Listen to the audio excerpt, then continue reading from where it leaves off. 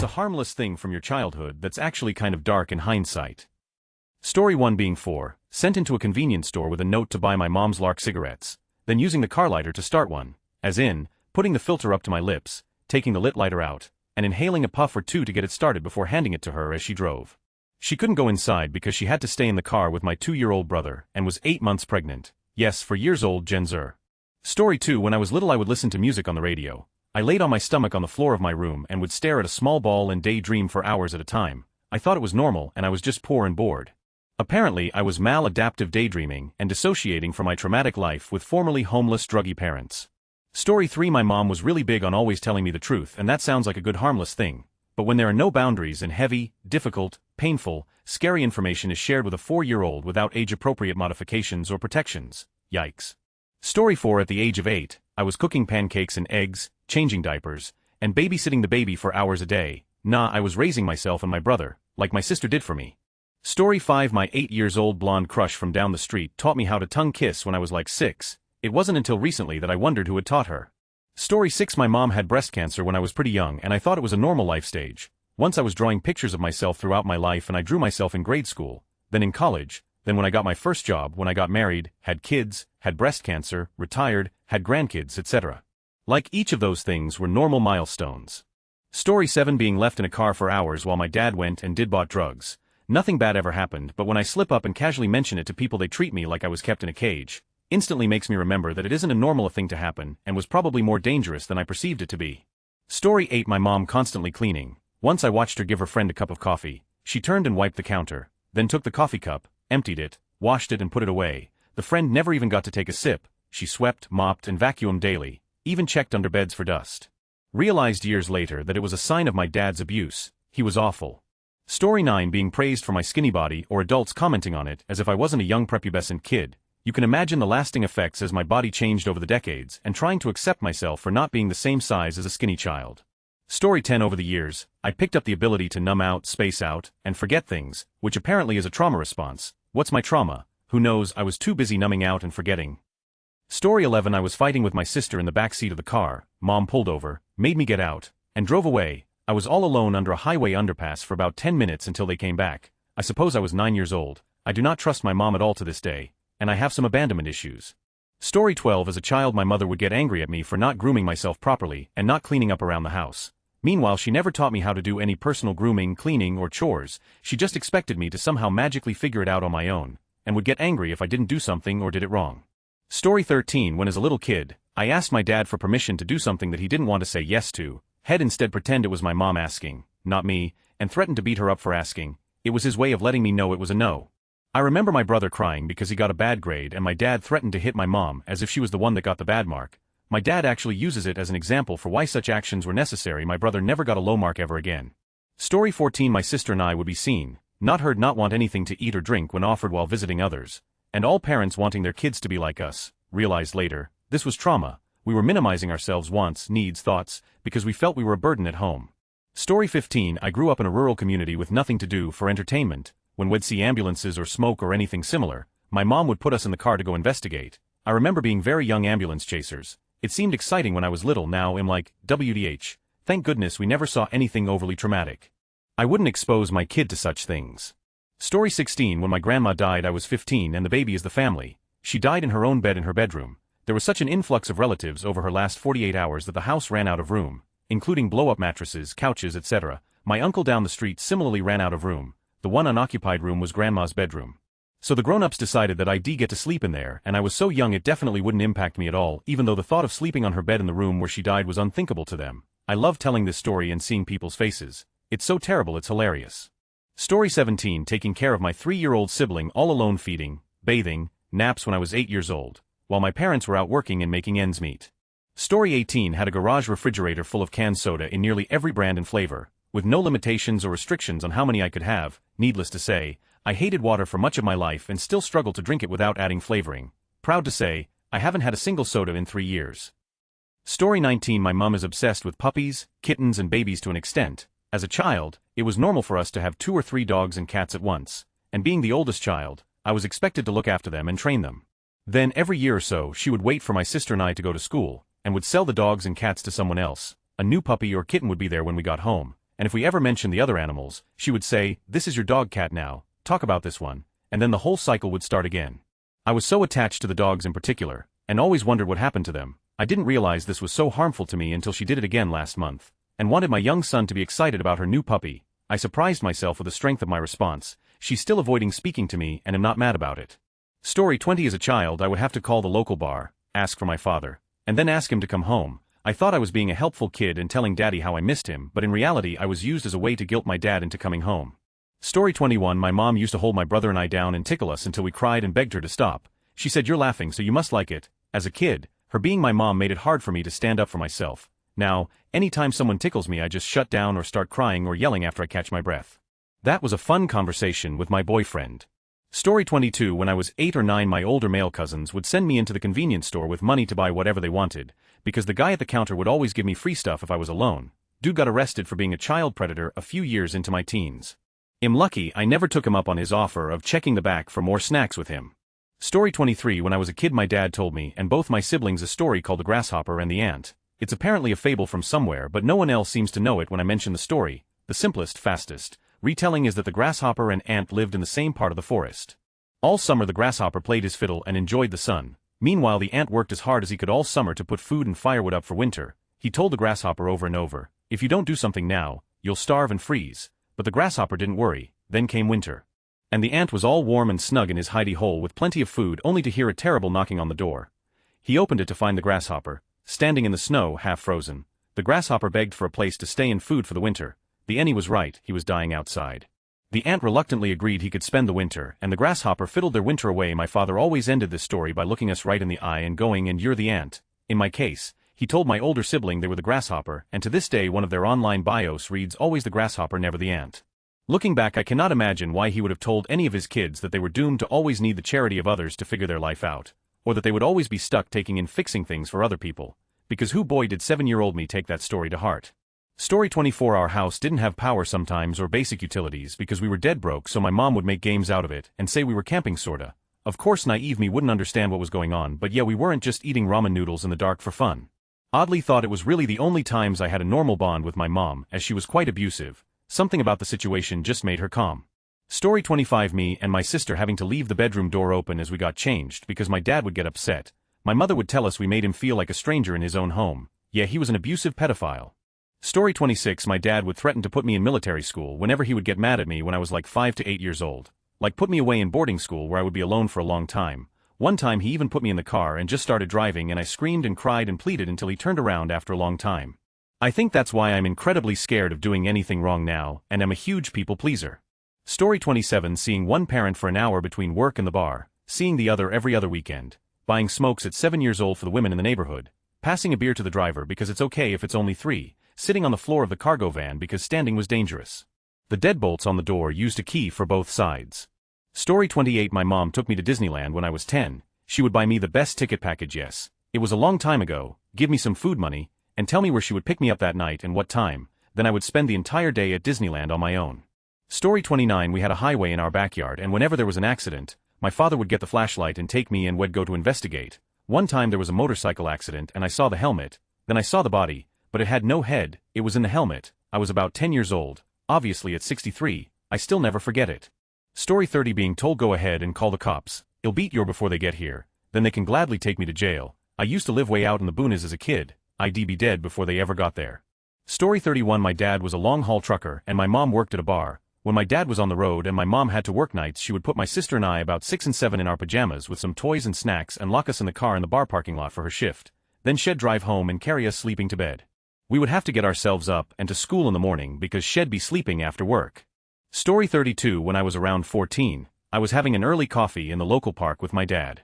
As one of the waiters was coming over to bring the drinks, I hadn't met this one before. He said to my dad, "Ah, so this must be your mistress." We laughed it off as a slightly weird, offhand joke, and my father explained that I was his daughter, after which the man apologized, found the interaction a little bit weird but thought not much of it.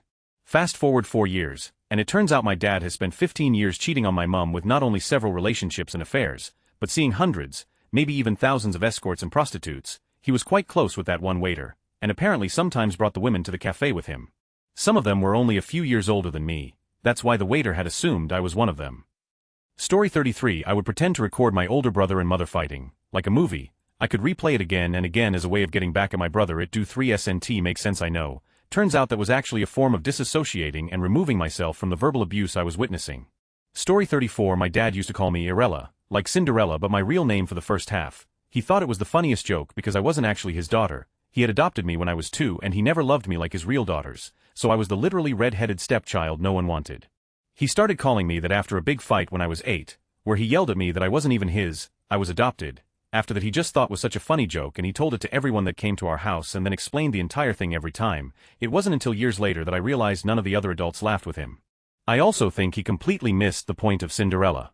Story 35. My dad taking me with him to the pub when I was 7. I got a Coke and peanuts and was happy. I was a well-behaved, calm, easygoing kid. I could sit still for hours. It wasn't a family-friendly pub. It was a pub for drinkers. I realized much later that he only took me because he couldn't leave me at home and he wanted a drink. For so long I thought it was a nice thing between us. Story 36. My ex's parents made his 8-year-old brother pack a suitcase, put him in the car, drove him to a group home house for troubled youth, and forced him out of the car. They only revealed the bluff when he started sobbing so loudly people around took notice. They told this story at every Christmas. Story 37. A few years ago I was talking to a friend about how I would go over to my dad's house over the weekend. Every other week was the custody agreement and clean everything, and instead of laughing with me he had a very serious face and said I'm sorry. That wasn't even one of the bad things. It was a bit polarizing. I really don't know what's normal, because I still feel like that's not even bad. Story 38. My parents telling us to pack a bag so we could go to the orphanage BC of our behavior. We'd pack and they'd drive around town while we cried and begged to go home. This was a regular occurrence. Story 39. My dad used to drive us to church on Sundays and all of us kids would pile in the back of his pickup truck, sometimes for fun, head cut through the bunny field on the way, and we'd watch dozens and dozens of rabbits spring out of the way from the sides of the truck and we'd laugh and shout for him to go faster. Took me years to realize we were killing hundreds of rabbits, crushing entire nests of little babies, and the mothers keeping them safe and warm were just barely escaping. So many animals were probably left to suffer slow and painful deaths because we thought it was entertaining to watch them desperately flee for their lives. Story 40. When I was really young I was really lonely and my parents' response to that was I was lonely when I was your age too and not much else, and then when I thought I was finally making friends it was this incredibly messed up hypersexual kid who got expelled from school like 3 months later. Story 41. My stepdad basically bullying my mother. Thought that's how relationships work for years. Husbands abuse their wives. Felt like the way of the world. Still can't wrap my head around it and I'm 36. Story 42. I got hurt a lot as a kid. I figured all kids were rough and tumble and got into fights. Turns out, I grew up in a very racist town. Other kids weren't afraid to go way over the top with weapons and violence, and the police didn't seem to be above hurting a child. Detached retina, bone scarring all through my face, torn cartilage in my ear, broken nose, all of my front teeth are chipped, burned scars, skull fractures, many broken bones. I didn't realize other people didn't have that experience growing up. I guess I was in denial, but I figured these things just happen. Story 43. I'm reading this for ideas. It's hard to remember all the things because there were so many. At the time I knew they weren't harmless, like a deep knowledge, but I didn't have the words to explain why. I knew what a normal family should look like by watching things like Full House, Family Matters, etc. One thing I haven't seen mentioned here yet is that my dad would visit churches like other people visit museums. He just loved the spectacle. Russian Orthodox, black churches, super conservative Pentecostal, primitive Baptist, etc. He would find something he liked, go for a while, then have a problem, and we would move on.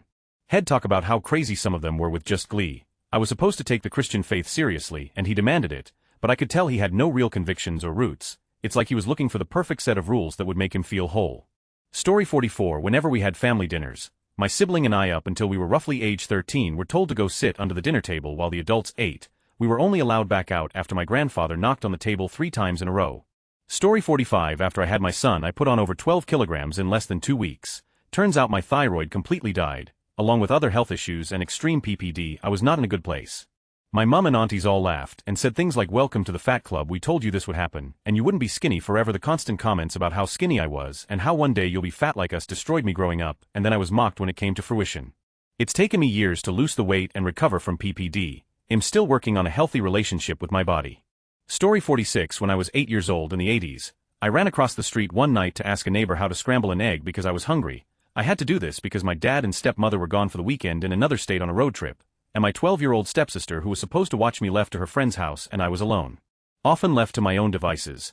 Often family never locked any doors or windows. Parents were drug dealers. All was normal to me back then.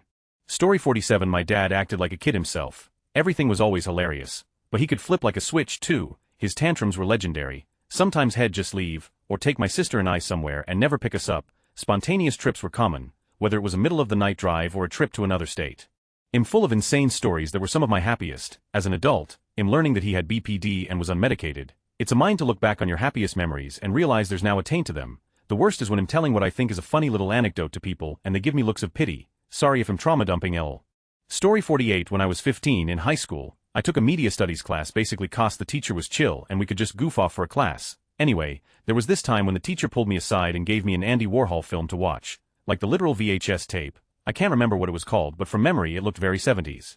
Anyway, the opening scene is literally a dude, hanging dong, clearly assaulting a woman on a couch. I have never moved so fast in my life. My parents were in the next room, somehow didn't see or hear anything, and I just ripped out the tape, put it back in my school bag.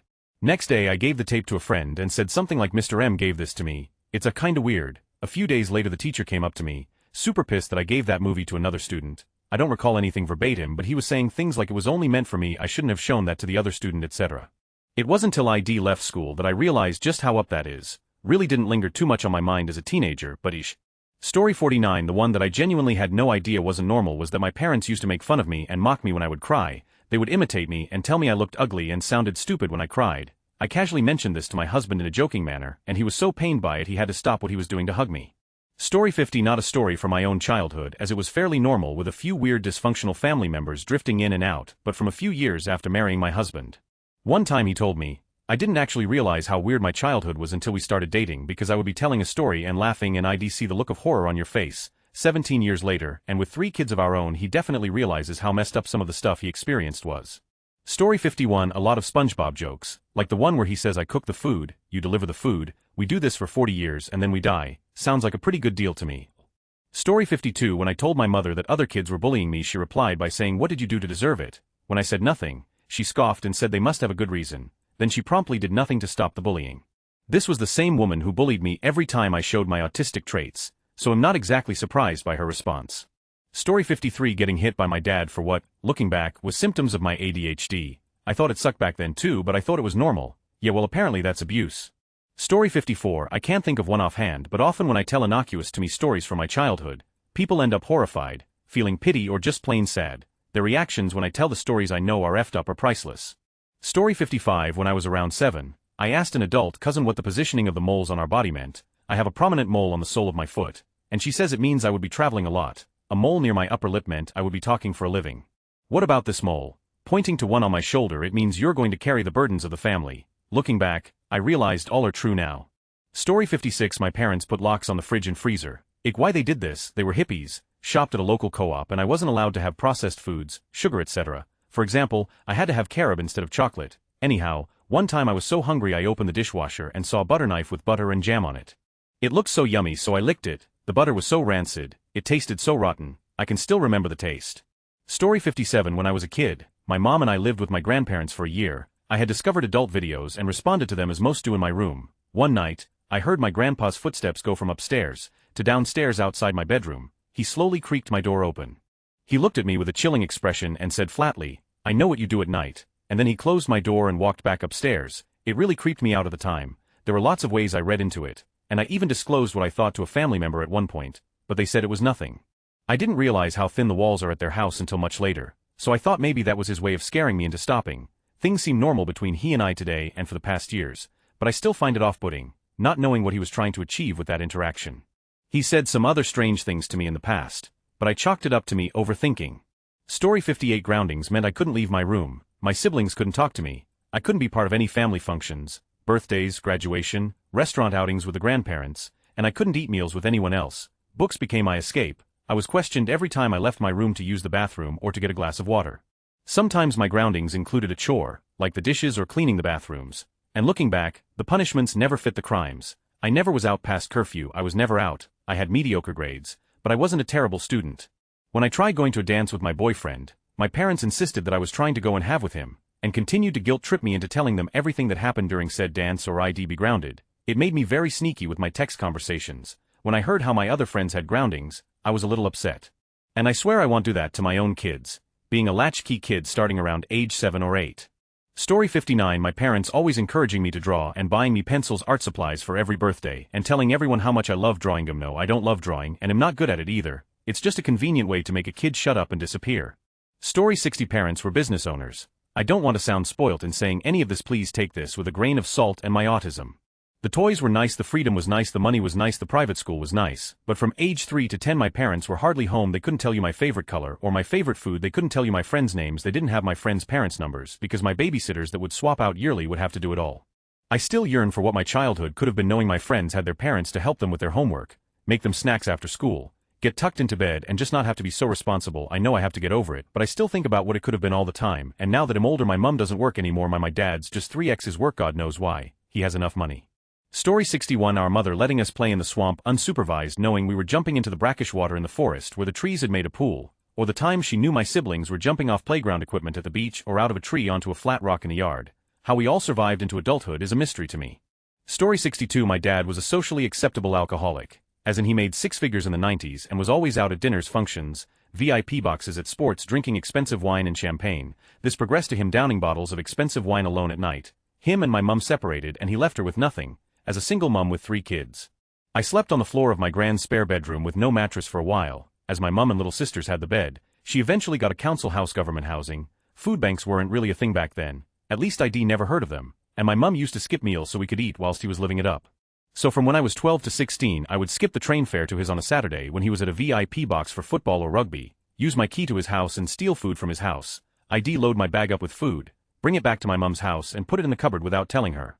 Deep down she must have known that this food kept randomly appearing in her house, but I've never told her. I've mentioned this to people before as a funny story, usually previous partners when they've asked why me and my dad don't get on, before I realized how up it was, and they look at me like that's not funny, that's horrible. So I don't mention it anymore. The rare times I did spend with my dad it usually ended up with him passed out on the couch drunk, and me having to be the adult, turn the lights and TV off, put his wine bottle and glass away, etc. She eventually had the courage to divorce him and go to the CSA, a government agency that forced people to pay child support in the UK. I had aged out by then as I was over 18, but she got a couple of thousand a month of him for my sisters if I recall. He was furious that he had to pay it. He passed away not so long ago, due to liver disease. I'll be honest, the thing that hurt the most was he got himself together when I was an adult, stopped drinking, became a better person, and was an incredible grandfather to my little niece, spent every penny he had on her. She absolutely adored him. And I hated myself for being jealous of her, that she got to have that as her grandfather whilst I just had a drunk alcoholic who left me sleeping on a floor.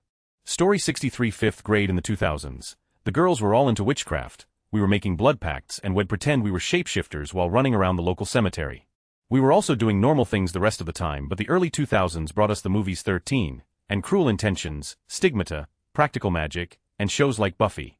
Story 64. At 11 I was regularly babysitting for my neighbor's newborn on weekends. I'd walk over to their house in the afternoon, say 5 p.m., and they would point out ingredients I could use to make myself dinner, let me know I could help myself to the 2-liter of pop in the fridge, and set out a can of formula. Then they'd come back around 11 p.m. or midnight, pay me like $20, and I'd walk home. They were a very nice couple, nothing weird happened. I had taken a babysitting class with my Girl Scout troop a few years prior, and I'd been babysitting regularly since I was like 9 or 10, I thought it was no big deal, and neither did my parents. I actually liked babysitting younger babies more than older ones because the little ones only took bottles, and you didn't have to feed them baby food or cereal and clean up the mess. Looking back, these people left their infant with a literal child. They did not tell me where they were going, assumed I knew how to feed, burp, diaper, bathe and dress a baby, expected me to cook for myself, and trusted me to not kill their baby or burn their house down. Story 65. Okay, this is more harmless from my point of view at the time. Now it's extremely up. My mate's mum took a real shine to me growing up. I knew her from 13 to 16-ish. I was abused as a kid and starved of attention from adults, so I lent into this hard. We started texting outside of me seeing my friend, then she started flirting with me. It progressed to us having phone and swapping pictures with each other. This woman was a minimum of 40 when I was 14, grew up and realized how deeply wrong and up that situation was. Story 66. Do I ever have one? Maybe not childhood but teenage. So my dad died when I was 14, and my mom was depressed experiencing great sorrow. I had one bad panic attack and decided to sleep in her room for a couple of weeks. One night, I was having a nightmare. It was one of the recurring ones that I usually had, so I was used to the general theme of things. An entity with red eyes was chasing me throughout my house. I ran out the front door, up the driveway, and onto the street, and of course the entity was there. Something was different this time. The entity actually caught me from behind, around my waist and mouth, which had never happened before. I was struggling. I woke up, and my mom had both of her hands around my mouth face. I flew out of bed and asked her what she said she did it because I was screaming. I stopped sleeping in her bed and never thought much about it until I was in my 30s. When I realized, holy, she was depressed. She wasn't on any proper dose of any medication at the time and was going through extreme highs and lows. She would frequently talk to herself and tell her own thoughts. Stop it, out loud as she would walk around the house.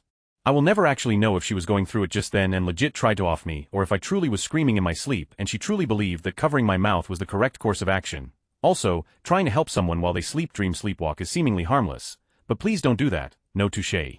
Story 67. My mom insisting that I should feel comfortable walking around the house naked because if I can means I'm ashamed of my body. In kindergarten we got a substitute teacher who announced that she would be staying as our teacher for the rest of the year. She was a really nice lady and I liked her more anyway, so yay. Found out years later my actual teacher was out because she was getting investigated to see if she'd failed her duties as a mandated reporter. A girl in my class was apparently being abused by her father. They must found it in her favor because she was back for the next school year and several more afterwards until she retired.